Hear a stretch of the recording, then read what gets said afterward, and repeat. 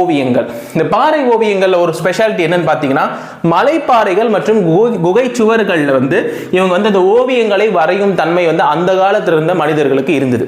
அந்த ஓவியங்கள் எதுக்காக குறிப்பாக வரைவாங்க அப்படின்னு பார்த்தீங்கன்னா, வேட்டையாடுறதுக்கு ஒரு படம் அப்படியே கிளம்பிடும், இன்னொரு டீம் போக முடியாது, அவங்க வீட்டில் இருப்பாங்க, அங்கே இருக்கக்கூடியவங்களை பார்த்துப்பாங்கன்னு வச்சுக்கோங்களேன். ஸோ அப்போ அந்த இடத்துல ஒரு குறிப்பிட்ட இடத்துல இருந்து வேட்டையாட போக முடியாதவங்களும் அந்த இடத்துல எந்த மாதிரியான நிகழ்வுகள் நிகழ்ந்தது அப்படின்றத தெரிஞ்சுக்காதவங்க தெரிஞ்சுக்கிறதுக்காக தான் அந்த காலத்து ஆளுங்க என்ன பண்ணாங்கன்னு பார்த்தீங்கன்னா, வரலாற்று ஆதாரங்களை, வரலாற்று ஓவியங்களை பாறை ஓவியங்களை வரைஞ்சி வச்சாங்க. அதாவது அந்த வரலாறு அப்படின்றது பாஸ்ட் ஈவென்ட் தானே.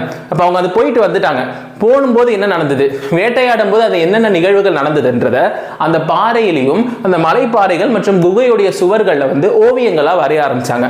அந்த ஓவியங்கள் மற்றும் சுவர்கள் வரைஞ்ச அந்த காலத்துடைய ஓவியங்கள் தான் இன்னைக்கு அந்த காலங்களை பற்றி மற்றும் அவங்களுடைய அந்த ஆர்ட் அண்ட் கல்ச்சரை பற்றின நிகழ்வுகள் நமக்கு தருது.